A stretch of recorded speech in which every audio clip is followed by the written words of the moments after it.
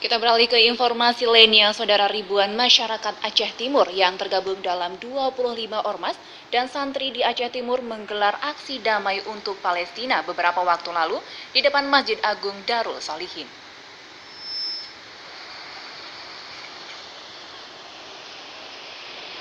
Aksi damai untuk Palestina tersebut yang digelar di Masjid Agung Idi Rayak berjalan dengan lancar tanpa ada anarkisme dan hal-hal yang tidak diinginkan oleh berbagai pihak di Aceh Timur. Aksi ini tergabung dari berbagai ormas Islam dan mahasiswa se-Aceh Timur. Dalam aksi untuk Palestina, operator menuntut poin perihal yaitu boikot produk-produk Amerika dan Israel yang ada di seluruh dunia, mendesak pelanggaran HAM yang dilakukan oleh Israel terhadap Palestina, dan mendesak PBB untuk memerdekakan Palestina. Ucapan terima kasih kepada negara-negara yang telah menolak kebijakan Presiden Amerika Serikat yang menetapkan Yerusalem sebagai ibu kota negara Israel.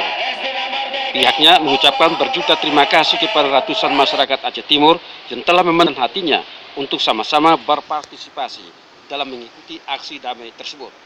Dari Aceh Timur, kontributor TVRI melaporkan.